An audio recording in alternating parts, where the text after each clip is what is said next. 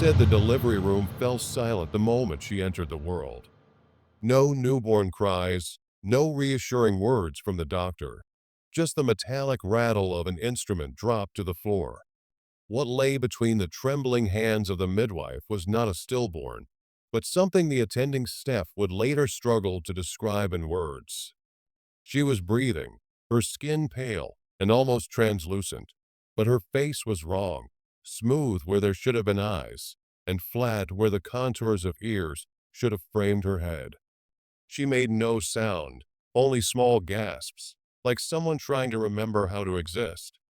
One nurse crossed herself, another quietly walked out and never returned to the hospital.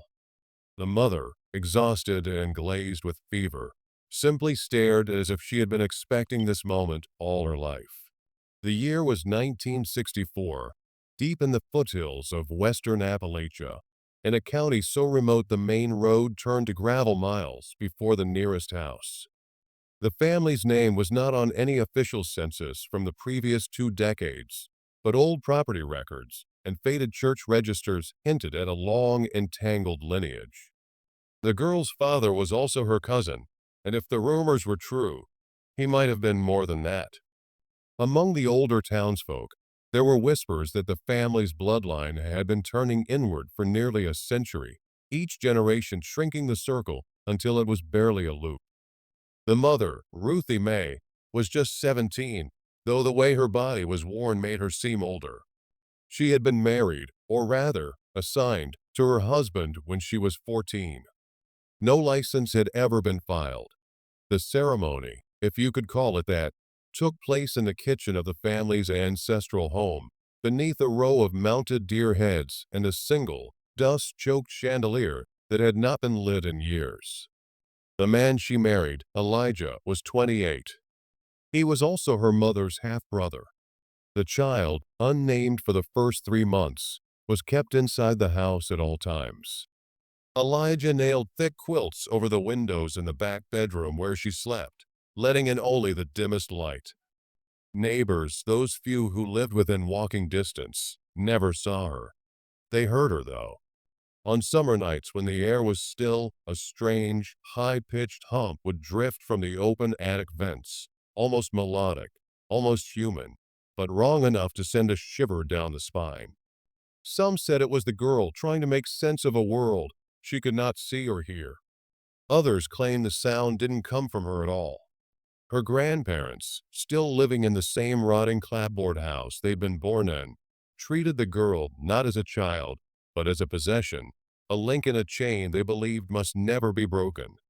In the kitchen was an old cedar chest filled with brittle family Bibles, each one annotated with names and dates, the margins crowded with notes written in a looping, archaic script. Entire pages were devoted to the line, not the family tree as we know it, but a closed circuit of unions between brothers, sisters, uncles, and nieces. Beside each marriage entry was a single word, pure. By the time the girl was 5, it was obvious she would never speak. Her hands moved constantly, feeling her way across furniture and walls, tracing the faces of those around her with unsettling precision. She learned to navigate the house by memory, counting steps and memorizing textures, but she did not respond to voices. Whether she recognized her parents, by touch alone, or by some deeper instinct, no one could say. What they did know was that she seemed to sense when strangers came near, and when she did, she would vanish into the dark corners of the house, silent as a shadow. The local school board never knew she existed. There were no medical checkups, no church attendance, no photographs. If not for the accident, she might have lived and died without the outside world ever learning her name. That accident came one spring evening when a traveling nurse, sent to deliver vaccines to rural homes, took a wrong turn and wound up at the family's property. She knocked, and when no one answered, she walked around to the back porch. There, through the rip in a hanging quilt, she saw the girl standing barefoot in the middle of the room, head tilted toward the door, as though she could hear the nurse's breath. Her face, smooth and pale in the fading light, was the kind of image that sears itself into memory. The nurse ran. Later that night, she made a phone call to the county health department. 2 days later, a man in a dark sedan came up the gravel road. He wasn't from the county. He wasn't from the state. No one knew his name, and no one saw him leave. But whatever happened in that house after his arrival marked the beginning of the end for the girl's anonymity. That summer, Ruthie Mae's relatives became even more guarded, refusing to let neighbors near the property line. Rumors spread of government men visiting at night, of whispered threats and unsigned letters slipped under doors. Someone claimed to have seen the girl taken away in a covered crate, though whether that was truth or local embellishment remains uncertain. What is certain is that by autumn, she was gone. Some say she was moved to a facility in another state. Others believe she never made it out of those hills. But the records, those that haven't been burned or buried, hint at something far more disturbing, that the girl's condition was not a tragedy, but the intended result of a generations-long experiment in purity, an experiment the state had no interest in exposing, because to do so would raise questions about what it knew and how long it had known it. The man in the sedan did not come alone the second time. This time there were three of them, two in dark suits, one in a county deputy's uniform that no one recognized. They arrived at night, headlights off, moving with the quiet precision of people who had been here before. A neighbor across the ridge claimed to have seen the faint glow of lantern light in the Whitaker house that night, and heard the low rumble of men's voices. Then came the sound that froze him to his porch, something like a muffled scream, cut short, followed by silence so deep he swore he could hear his own heartbeat echo. By sunrise, the men were gone. So was the girl. Officially, nothing happened. No missing persons report, no arrest, no news in the county paper. But in the weeks that followed, a strange tension settled over the valley. The family's truck sat unmoved in the dirt driveway. No smoke curled from the chimney. The mail piled up on the porch. When a local preacher worked up the courage to knock, he found the front door wide open, the inside stripped bare. It was as though the family had evaporated into thin air, leaving behind only the smell of mildew and a single, overturned chair. That might have been the end of it, another rural ghost story to join the dozens that haunted these hills, if not for the box that turned up 15 years later. It was discovered in the crawlspace of an abandoned county office during renovations, a plain, dust-covered crate sealed with rusted nails. Inside were manila folders, water-stained and brittle, each stamped confidential. The contents were worse than anyone imagined. There were autopsy photographs of children with the same featureless faces, taken decades apart. There were diagrams of family trees, so tangled they resembled spider webs, the same surnames looping endlessly Subscribe to across my channel. generations. And there were typed memos between state health officials, debating whether the subject should be humanely terminated or retained for further genetic observation. Nowhere in the files did the girl's name appear. She was always referred to as Case 84B, age 6.